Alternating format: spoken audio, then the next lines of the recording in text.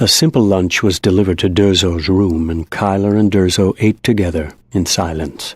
Guess you should head to your room, huh? They should be here any time. I'd give anything to see you meet your girl. I'd give anything to see you meet yours. Kyler swallowed, realizing he was pacing. You can feel her. 3 floors up, heading down. Almost as nervous as I am. I knew there was a reason I was never stupid enough to get ringed. Do you have any idea how Yuli's going to react when she sees you? Durzo shook his head. Then maybe you should shut your face. Oh, look. Little Kaiwi is all glowed up. He mad at his massa. In a flash, Kyler was on the verge of punching Durzo's face. Unbelievable, huh?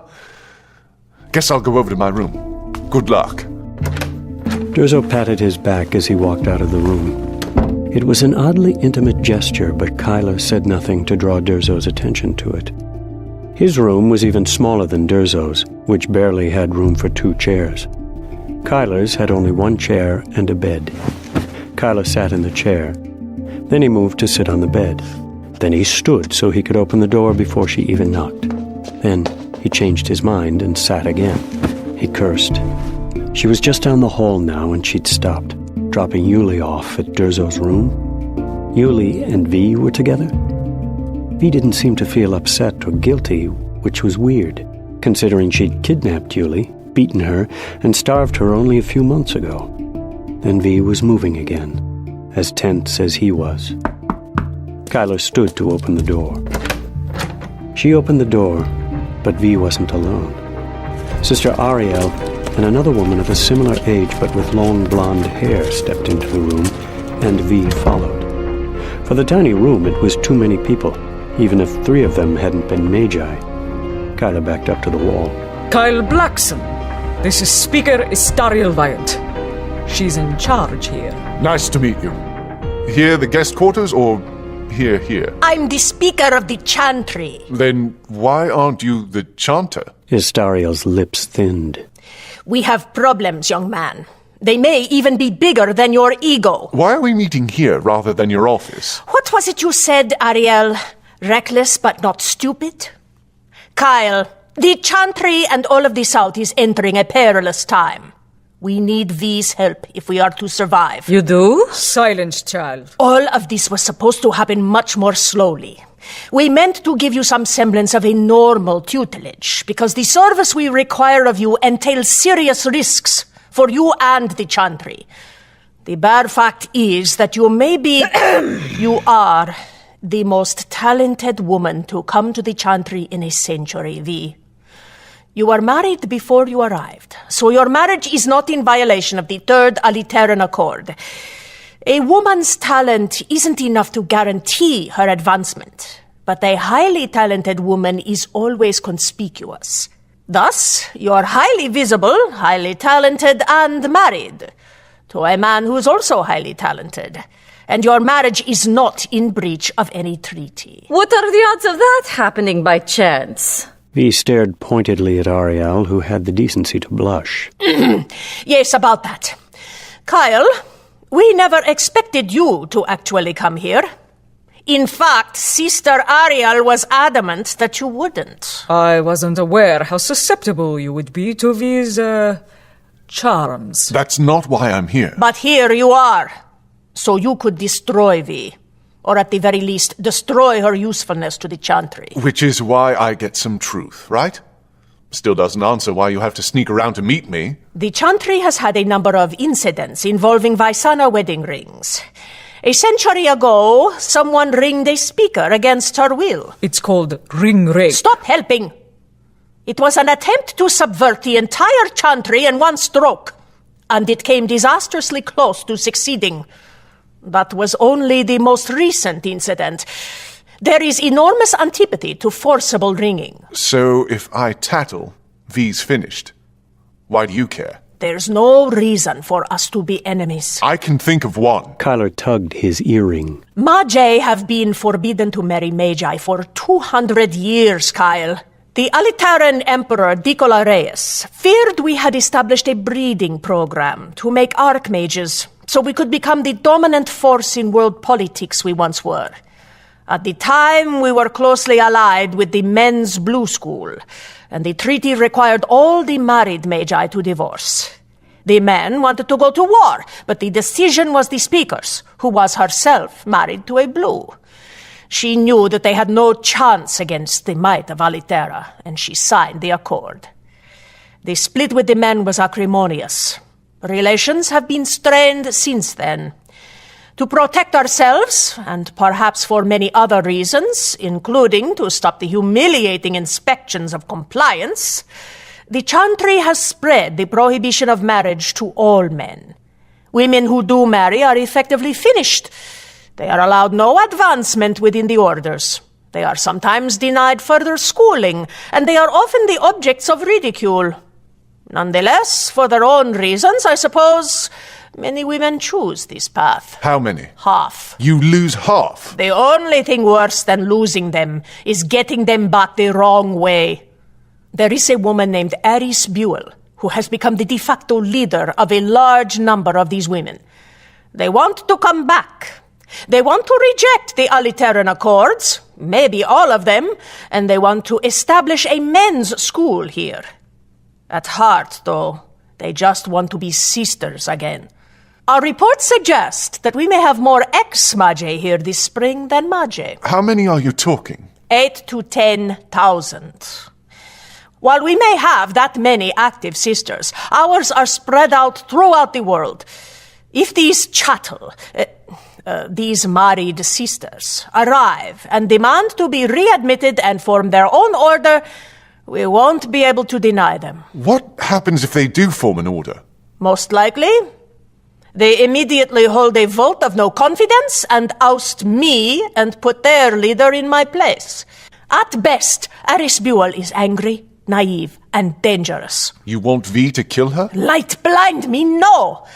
We want V to replace her. What? You're more talented than she is. You're prettier and you're not as angry. Oh, you haven't seen V when she gets angry. Neither have you. The point is, Eris Buell doesn't lead the chattel yet. These women come from all over Mid-Kiru. Most of them don't know each other. They'll look for a leader once they're here. There's more. Istariel. Tell them about the Kalidorans.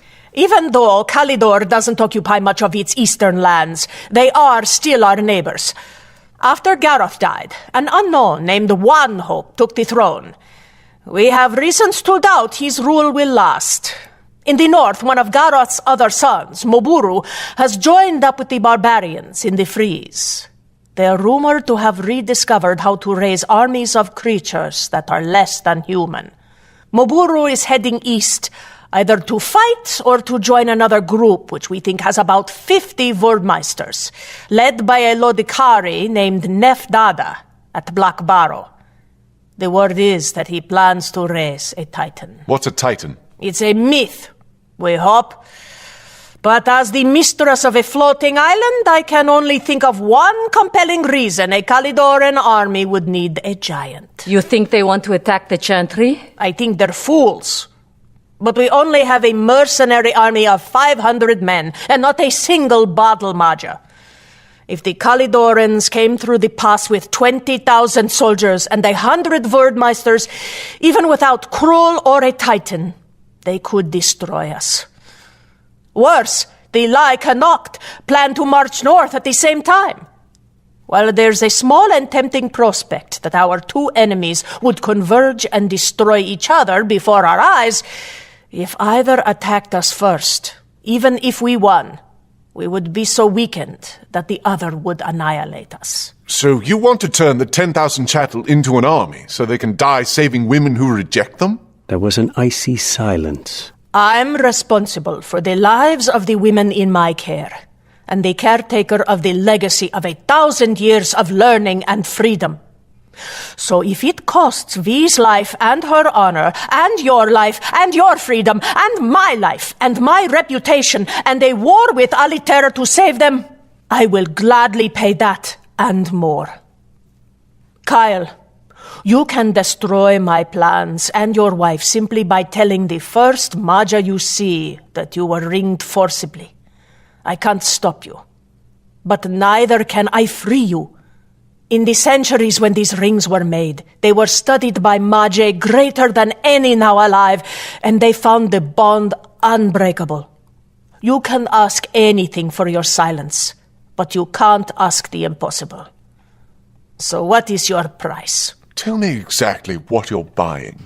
In the coming weeks, I've arranged to have very ugly and very public debate with some of my key counselors about the chattel.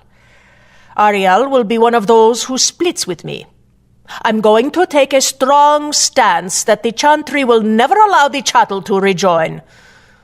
A few days later, some of the threats to our safety I've just told you about will be leaked. I will send to Alitera asking for protection as per the accords. My request will be impossibly large, so that even if Alitera sends soldiers, the small number will be taken as an insult. V will begin training whoever wishes to join her and Sister Ariel in the arts of war. I will ban this training, but no action will be taken against those who defy me. If V plays her part appropriately, she'll have a good chance to become the leader of these rebels. Come spring, V will negotiate with me on behalf of the chattel. I will break down. The chattel will be readmitted with certain conditions. Mostly that they reside here for at least a year before they are given full voting privileges. Which will make sure that few of them actually do it. Most of these women have farms and shops and families to get back to. Yes, thank you, Ariel.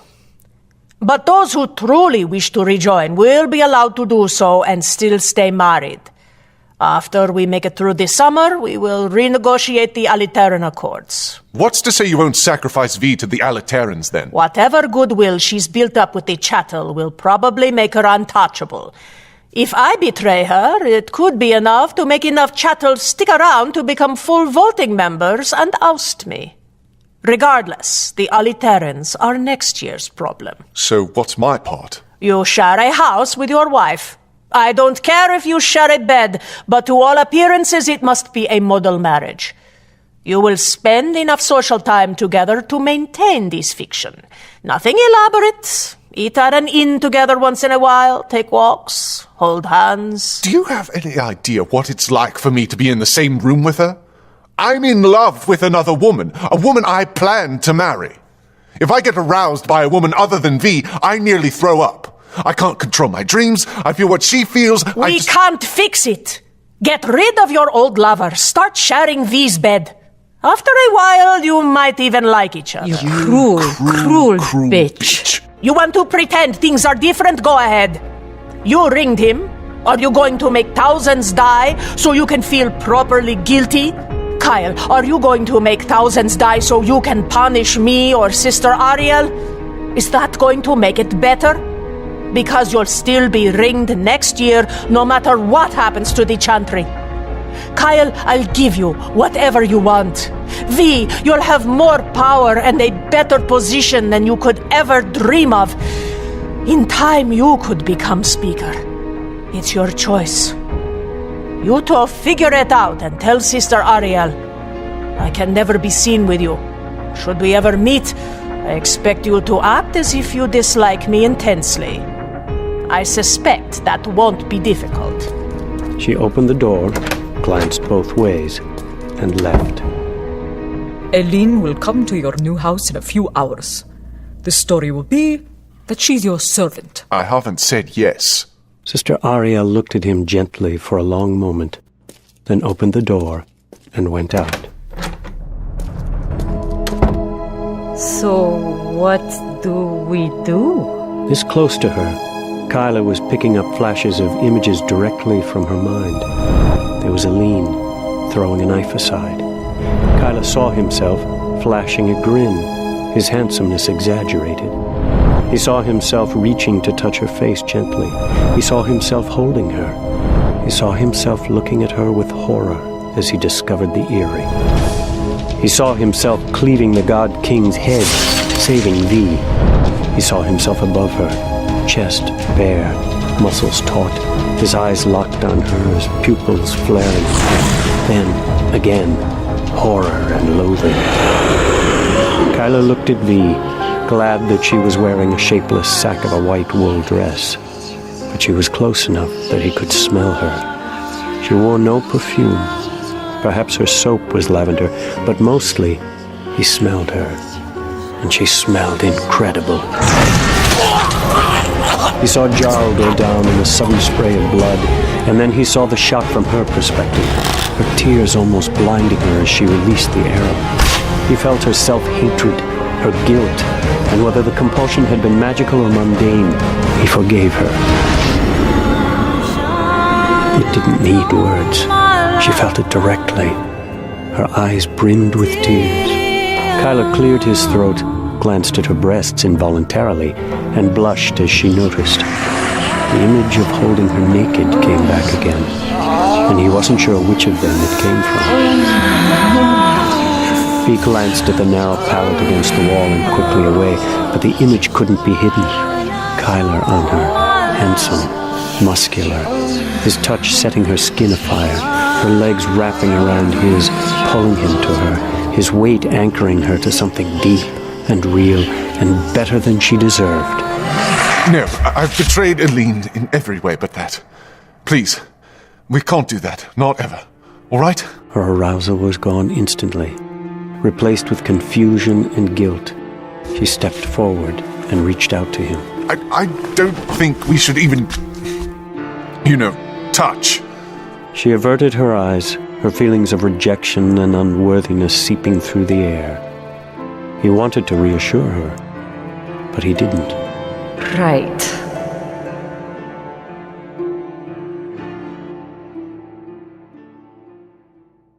Sister Ariel stared at Kyla in a way that made it obvious she was using her talent, trying to figure him out again. Elaine will be here any minute. Is everything to your satisfaction? It's fine. The Chantry had given him an enormous sum of money to purchase this small manse on the shores of the lake. He and Vi were moving in today, and the house had room for Aline and Durzo as well, though Yuli would continue to live in the Chantry. For the most part, Kyla wouldn't see Vi. She would rise early, go to the Chantry, and not return home until late. Later, when her rebellion began, she and the sisters who accompanied her would train in the manse's large walled yard. The manse, of course, had been selected for exactly that purpose. When did you learn this disguise? It's remarkable. I wouldn't have believed such a thing was possible.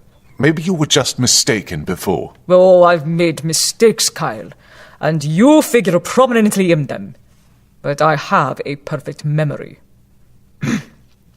I want to apologize. Your predicament is more my fault than anyone's.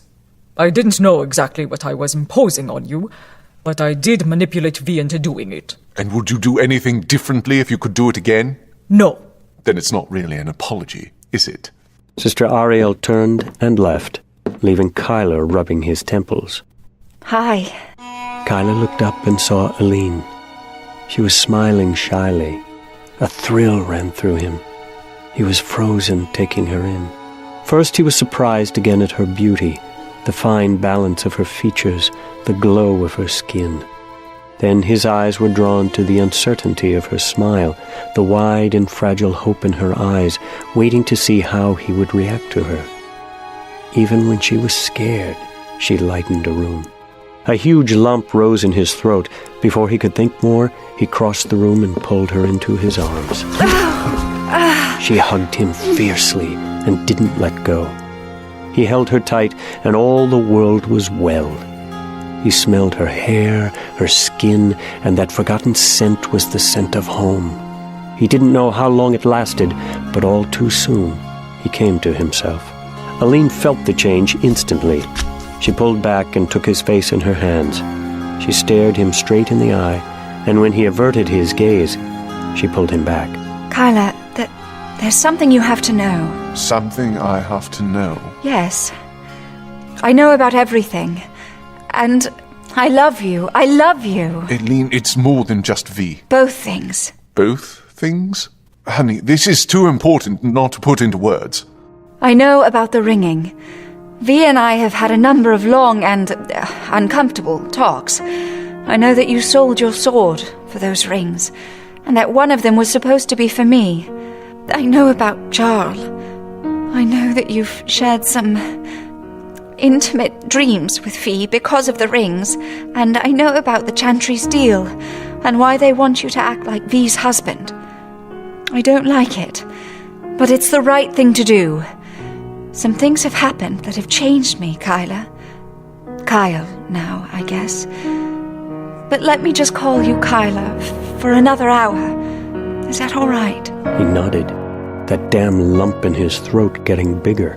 I like it when you say my name. I told myself I wouldn't cry. You'll let yourself cry later? How do you know me so well? Kyla, in Caernarvon, I had some very firm ideas about what sort of man you were supposed to be. There is something in you that is fierce and wild and strong, and it fascinated me and frightened me. And when I got frightened, I tried to change you, and I didn't listen to you, and I didn't respect you the way you deserved, and I didn't trust you. So I cloaked my fears in some really righteous-sounding horseshit. All of our fights about that stupid sword. You couldn't sell Retribution because you are Retribution. That girl in Caernarvon, that shopkeeper's girl, Capricia. You changed her life, and that was giving her what she deserved, as much as it is when you kill bad men. The fact is, Kyla, I made my god look a lot like me instead of the other way around. I'm sorry. When I first found out that you'd sold the sword for me, I cried for myself because I'd lost you. But later, I cried for you because I told you that you weren't good enough for me. Kyla, what you do scares me. I can understand it in my head, but it's still hard to fit my heart around. It's horrifying and terrifying for me. It's horrifying and terrifying for me, too. When I was escaping from the slavers, there was a Caladoran whom was going to kill a boy. I killed him. I killed the guilty so the innocent might live. And that's what you did with the Queen, Kyla. I hope I never have to kill again, but I won't think that I'm better than you because you have to. What? Slavers?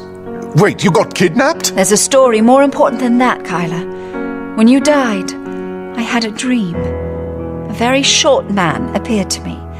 He was handsome, with amazing white hair and yellow eyes and burn scars. Kyla froze again. It could only be the wolf. He told me what immortality costs. Every time you die, someone you love dies in your place. He told me that this time, it's me. He said that the most he could do was hold off my death until spring. I didn't know. Kyla, I think the hardest thing for me in Caernarvon was that I realized you were important, and I wasn't.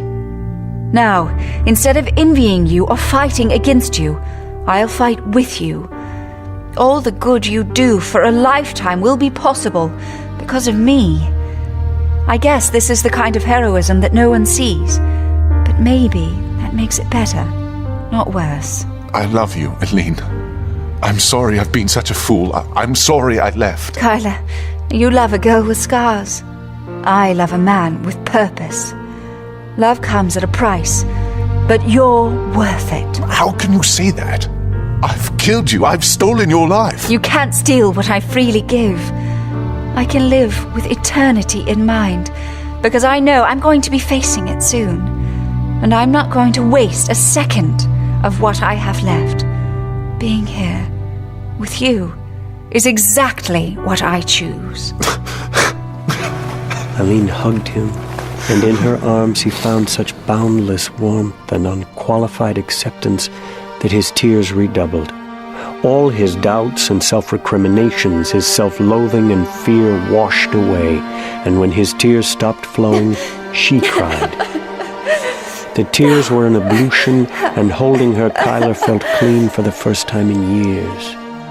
When the tears had passed, they looked at each other, tear-smudged face to tear-smudged face, and held each other more.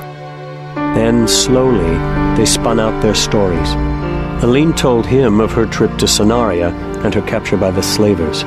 Kyler told her of Aristarchus's attempt at killing him, about Jarl's death, about fighting the God King and being ringed, of his work to enthrone Logan and his death on the wheel, his discovery of the cost of immortality, and his reunion with Durzo.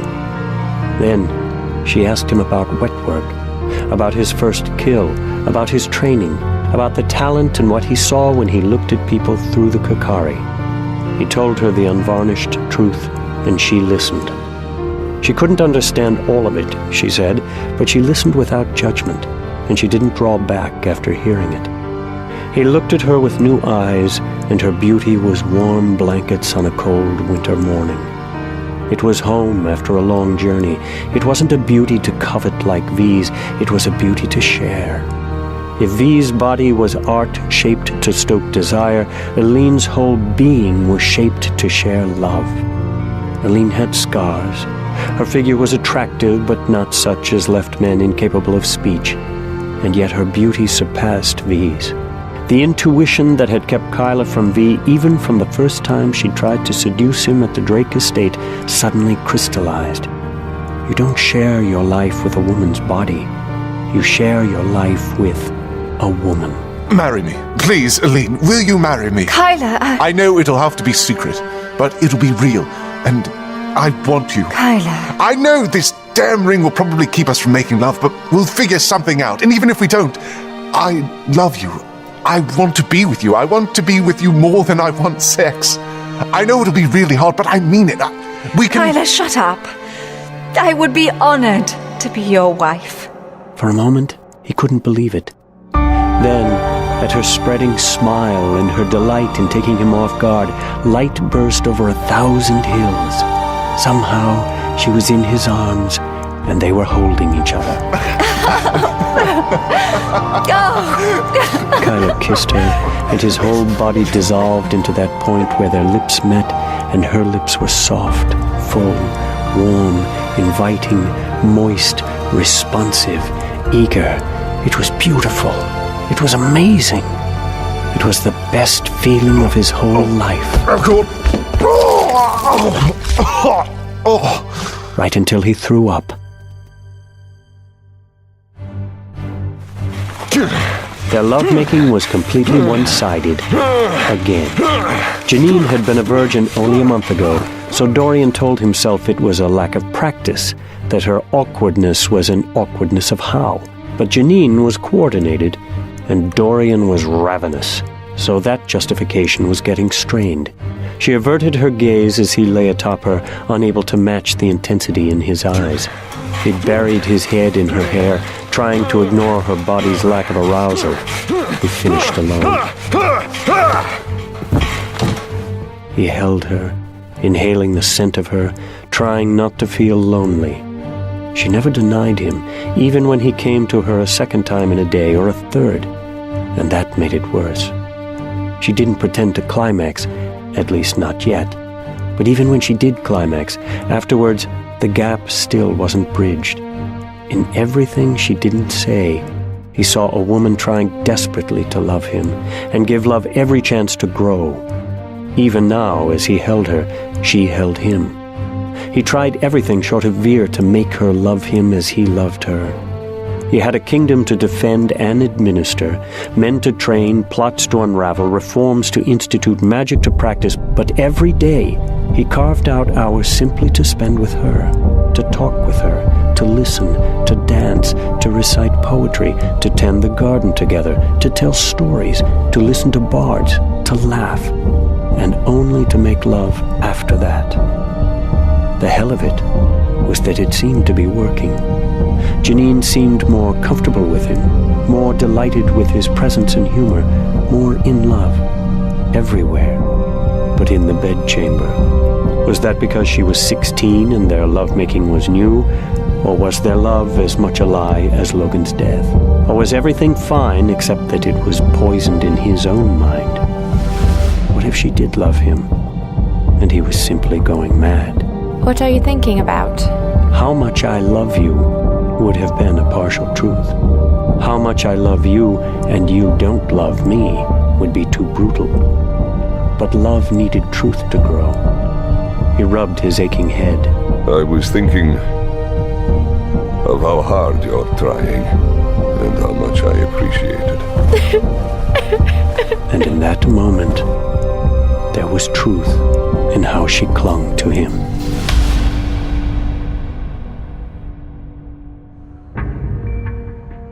Logan sat in his new throne.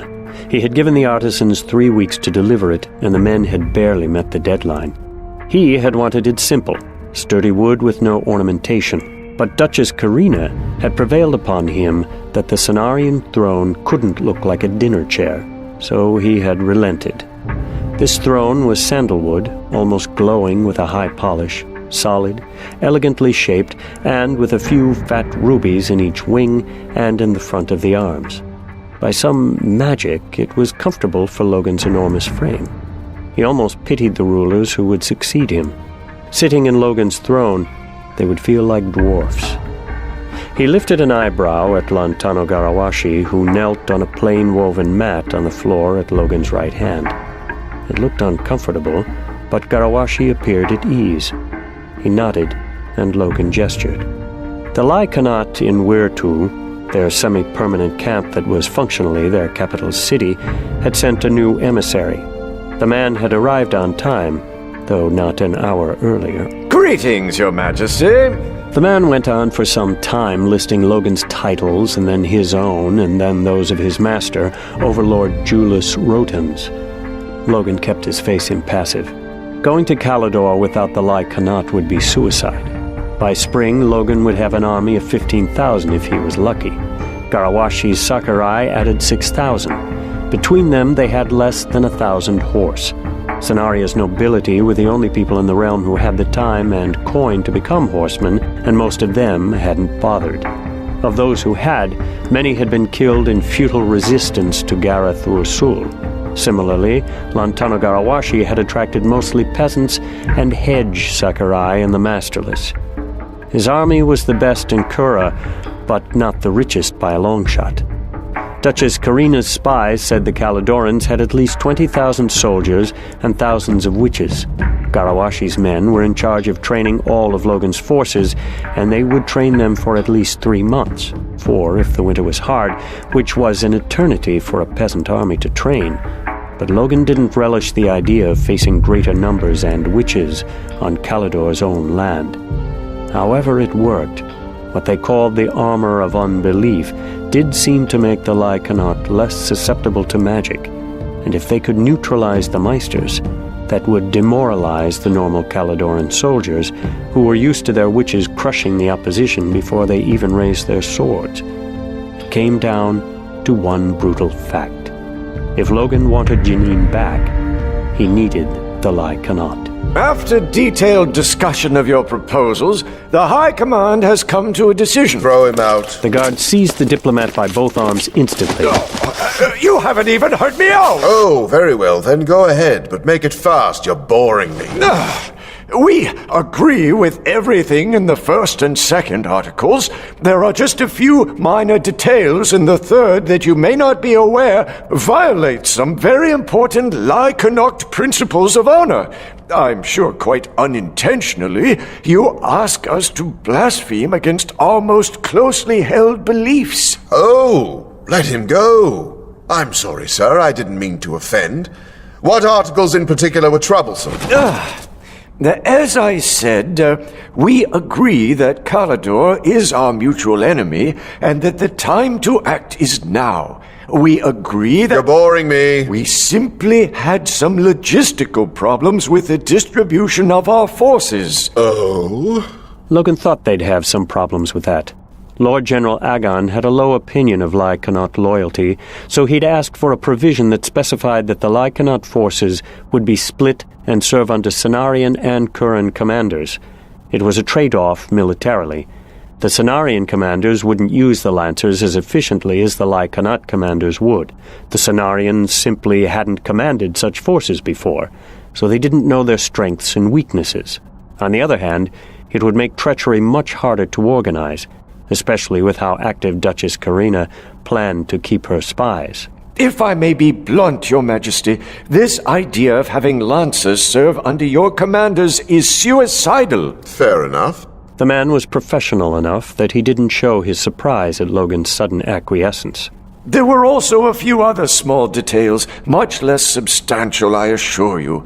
But now that we're agreed in principle, I could meet with Your Majesty's officials to arrange a new... Why would that be necessary? Well, to work out the details of our alliance. Alliance? The diplomat opened his mouth, but no words came out.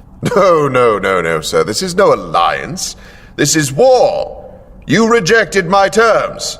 This summer, after Garawashi's Sakurai are finished looting Weirtu and slaughtering all of your officers, I will propose the same terms again, with one small additional detail.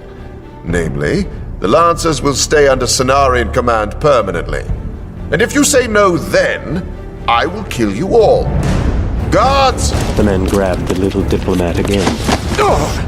Your Majesty, wait! Logan lifted a finger and the guard stopped. The only words I need to hear from you are, Your Majesty, we accept your proposal.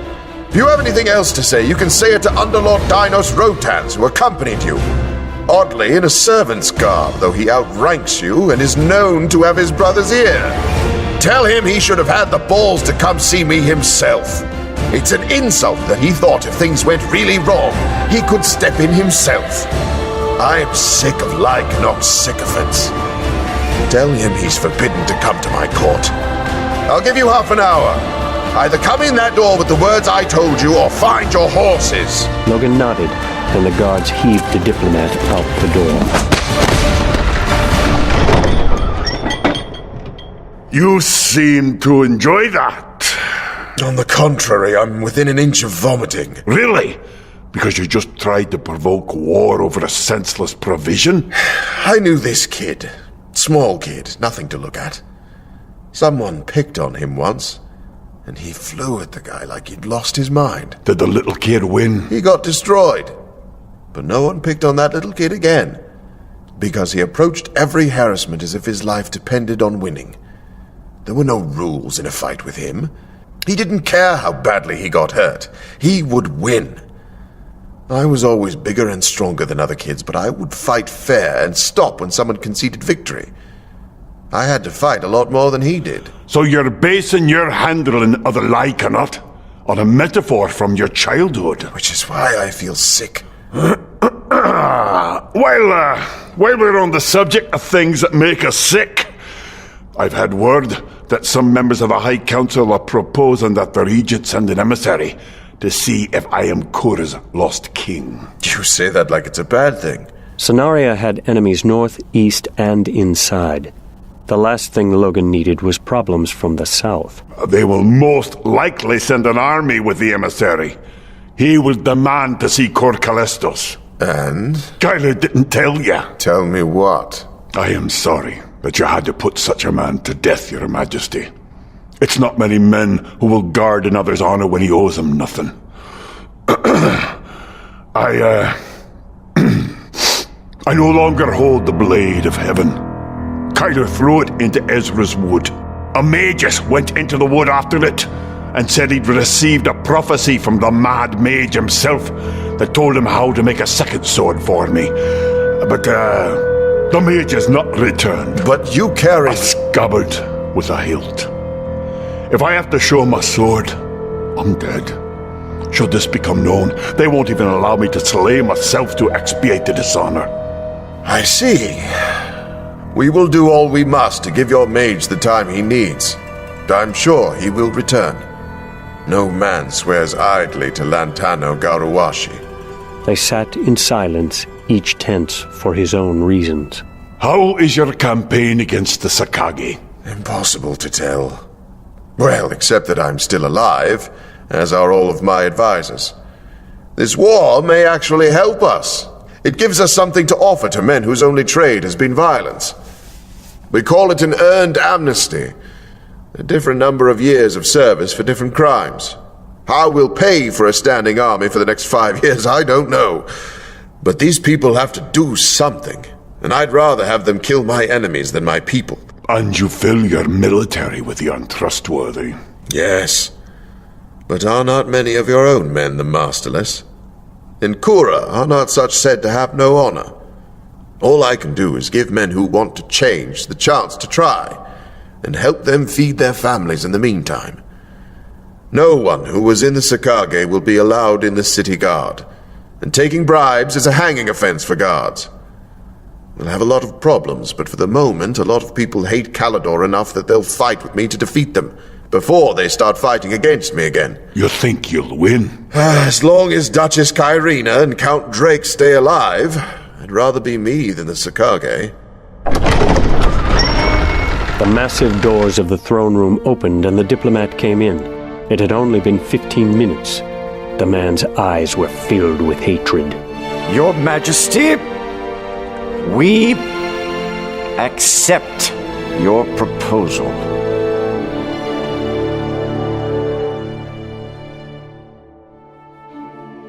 Within a month of their first secret meeting with V, the chattel had dreamt up 24 new spells.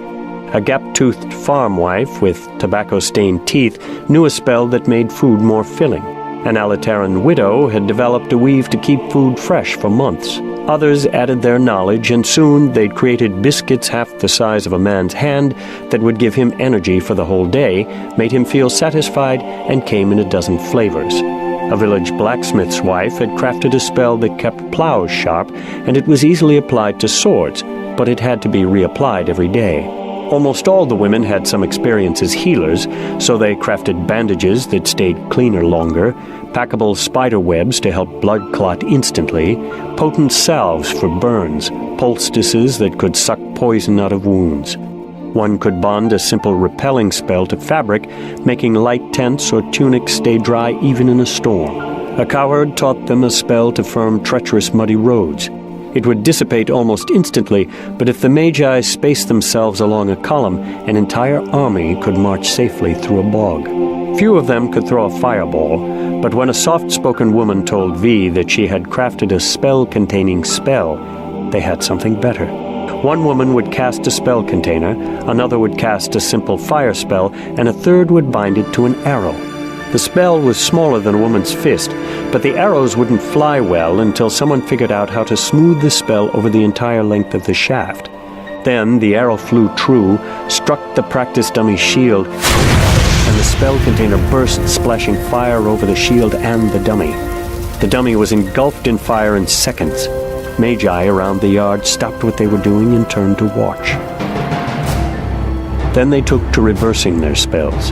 An enemy's food could be spoiled in a day.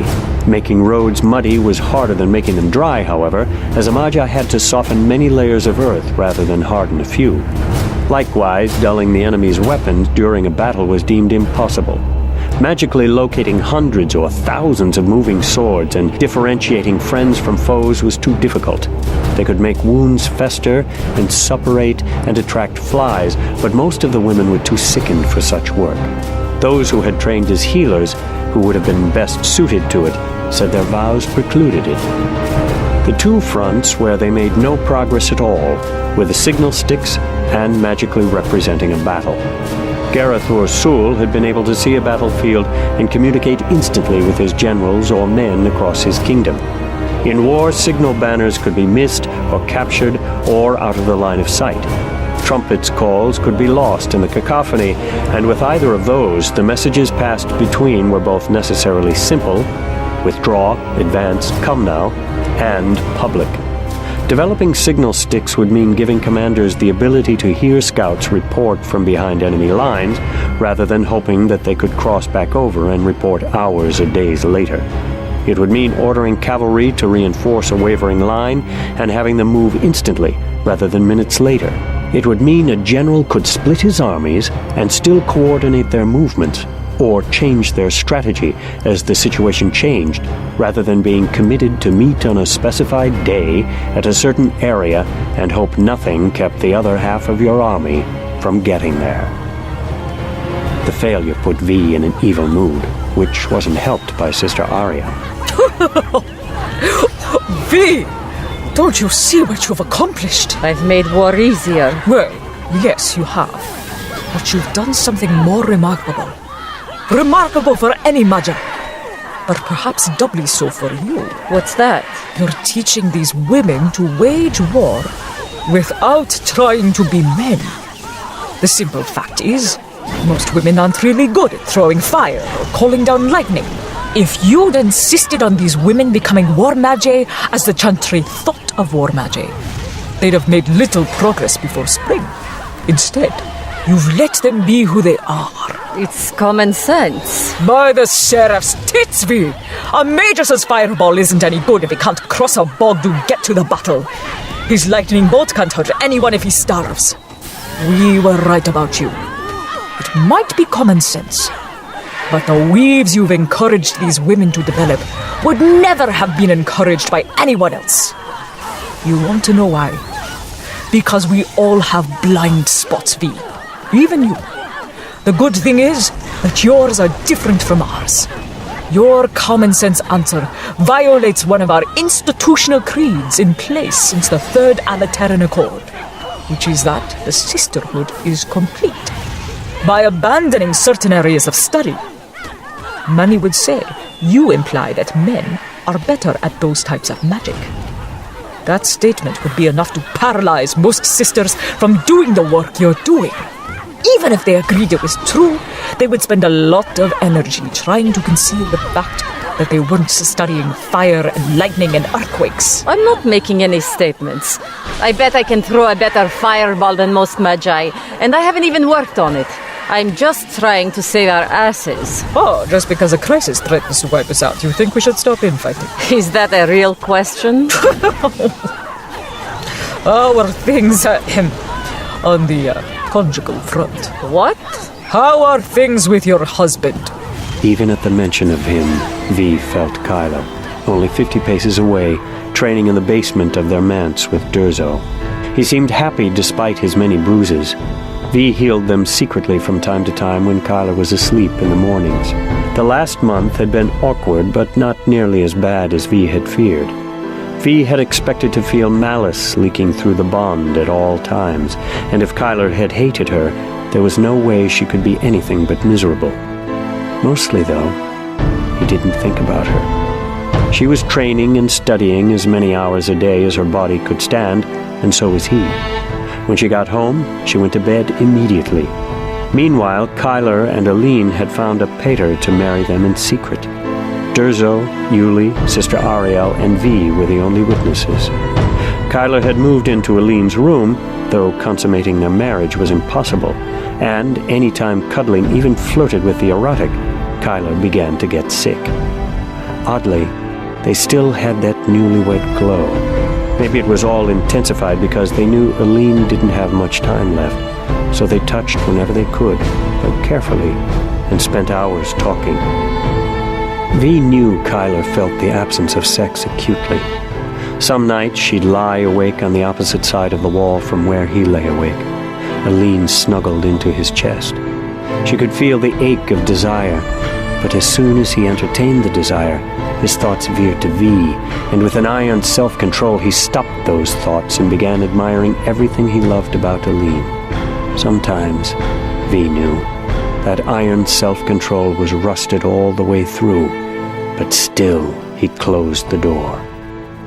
They'd met twice in their dreams. You don't hate me? I hate the price we have to pay. Can you ever forgive me? I'm trying. You did what had to be done. You're not a bad woman, V. I know that you've been giving me and Aline space and time, and I know it's hard for you too. Thank you. I just wish you weren't so damn beautiful. Good night. The second dream had been harder. It had been one of those nights where Kyler lay on the opposite side of the wall so tormented he thought he would burst. In the dream, Kyler stood at the foot of V's bed, naked. His eyes were closed, and V drank in the sight of him, his hard, lean limbs, flat stomach etched with hard muscles. She was wearing one of Master Picun's night dresses, which she'd left behind in Sonaria. It was white silk and short, with sheer panels, but more pretty than provocative. A make love to me, not a fuck me. It was one of the first things she'd ever bought from Master Picun, and in 4 years she'd never worn it. Men made love to their wives or girlfriends.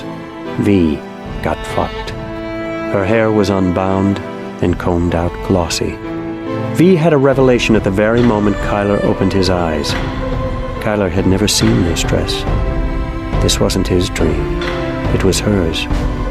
She froze, feeling more exposed than she had when she'd stood naked in front of the God King. Gareth Ur-Sul had judged her, not knowing her. Kyler had far more power. He was here because she desired him. V had long been the object of desire, and she mocked men for it. Now, the numbness that had sat between her legs since the first time one of her mother's lovers raped her was thawing. The ache there was so foreign that V hadn't been able to name it. For all the fucking she'd done, V had not once taken a man to bed for pleasure, much less love. The receding numbness, though, not only allowed her to feel desire for the first time, it also threatened her. Through the ice, V could see the outlines of a mystery. She could imagine bringing her desire, of which fucking was a part but not the center, to Kyler and experiencing union, wholeness in a fragmented world. She'd made fucking a simple physical exertion, as monotonous but as necessary to her work as exercising. If she ever wanted to experience what was beneath the ice, she'd have to feel the pain and violation frozen inside it. If Kyler were to speak while they had sex, she'd remember all the bastards who couldn't shut up. If he were to remain silent, she'd remember the brutes who fucked silently. If Kyler were to twine his fingers through her hair, she'd remember all the assholes who pawed her hair like she was an animal. If Kyler ripped her clothes off in his passion, she would remember when Hugh Gibbet did it and spat on her face. If V were ever to enjoy Kyler's desire and allow herself to reciprocate, she'd have to trust him with her brokenness, and she'd have to wade through all the hells her numbness had spared her. She understood all of that in the very moment Kyler's opening eyes met hers. She tensed, and immediately her hair was back up in its ponytail, tight enough to hurt. Two waves of feeling raced through Kyler, the second chasing the first, and even with her emotional stupidity, or however Sister Ariel had said it, V could name his feelings through the very air. The first was desire, and though it was physical, it wasn't only physical. A month of cuddling the woman he loved had been a month of foreplay, but right after that, he withdrew. V, I can't even be here! Kyler ignored his own nudity and her near nudity, looking into her eyes and letting her read his. Her rapists had shattered the bond between sex and intimacy, leaving her only with fucking. In ring-raping Kyler, she'd left him with only intimacy. The difference was, the only person who could damage Kyler as she had been damaged long ago was Kyler himself. The integrity between what Kyler's body did and what his heart felt was still intact. He was sorely tempted, but so far unbroken. If he cheated on Aline, he would be a cheater in his own eyes, for the rest of a very long life. He turned and walked out of her dream. Things with Kyler are fine. Dorian knew he was in trouble as soon as the dancing girl entered the throne room. He'd been meeting with the Gra'avar chieftain, a hulking Highlander whose raven hair hung in great mats to his waist. The Gra'avar were a powerful Highland tribe, and Gra'avar Kroon was highly regarded by all the tribes. He had come to test Dorian. It was a harmless bit of Highlander play, mostly. The Highlanders hadn't made a serious attempt at independence for more than a century. And Gra'avar had found Dorian satisfactory in all ways. Until this. Your Holiness, I would like to present you with a gift to seal our treaty. He gestured, and two girls came forward. The dancer was about 16. The other, who held a Highland flute, was perhaps 13. And though they were both pretty, Dorian had no doubt they were the chieftain's daughters. As the dancer began a sensuous ronda, most of Dorian's guards and all of his courtiers averted their eyes. The Highland version of the dance was different from what Dorian had seen as a youth. The girl wore a wide garment with exaggerated wide shoulders from which were suspended strips of cloth. As in the lowland dance, the girl appeared to float, chest and head immobile, while her body tantalized. But the lowland dance was more focused on the stomach, which this girl had fully covered. Nonetheless, in moments Dorian was drawn in. The chieftain's daughter was talented. Dorian thought that taking many wives would have quelled the rumors he'd begun by entering the castle as a eunuch. But if anyone found out that he wasn't using his harem, the half-man jokes would begin again. A Highland warrior like Gra'at Kun achieved his place through the force of his virtue, which meant not only virtue, but also strength and manliness. To the Highlanders, the three concepts were one. What manliness could a eunuch have? How could a war chief submit to a half-man? Dorian made a small gesture, and the throne room cleared quietly of everyone except his guards and several Wordmeisters. Gra'at Kroon looked disturbed, but his daughter didn't miss a step, and Dorian kept his attention full on her, not giving the chieftain any clues. Damn the Highlander. Dorian's hands had given him news that Moburu was making a bid to take over the barbarian tribes of the Frees. Moburu was calling himself the prophesied High King, and the hell of it was that he had been born on the right day, or missed it by 3, depending on which scholar's calendar you believed. But even if Moburu died before spring, and especially if he didn't, Dorian needed this Highlander to bring all the other Highlanders to him to face Nefdada and his Wordmeisters. If Dorian faltered now, the story would get out instantly. The new God King was either impotent or a eunuch. A Southron, then. No true God King at all. Gra'at Kroon would have killed him with a teenage girl. If I'm to be a God King, I've got to rule like a God King. The dancer finished with an exuberance and intensity in her smoky eyes that surprised Dorian. Had she convinced herself to love him, a stranger? Or was there fear somewhere beneath, a terror she concealed, taking only its energy to fuel her dance? Makali, Gra'at. They're amazing. They're stunning. Gorgeous. And the younger one dances too. Yes, Your Holiness. But I meant... I accept them. I've never had a more handsome gift. Child, what's your name? Her sudden fear confirmed what Dorian expected. Gra'at had intended to bait him with the dancer. I'm Isa. The girl was barely flowered, pretty in an awkward, girlish way. Dorian's stomach threatened to rebel. Golly, give me strength.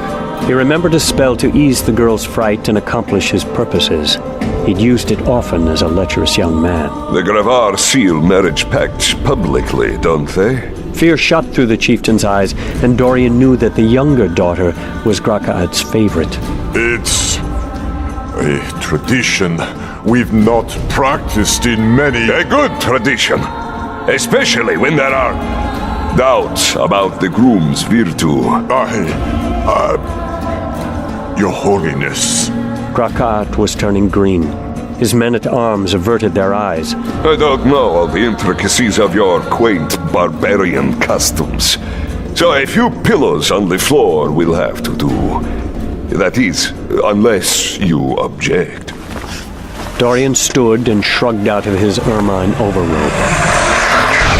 With a veer, he devoured the rest of his clothing with tongues of black flame.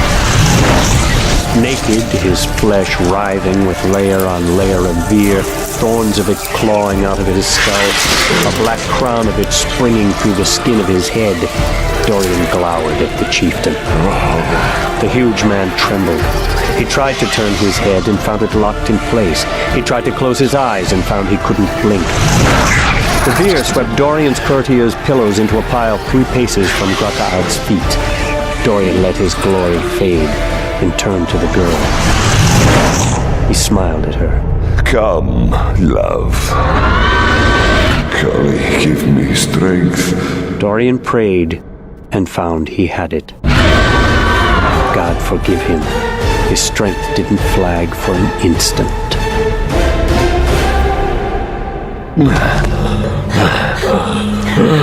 Afterward, Dorian stood, his body gleaming with sweat.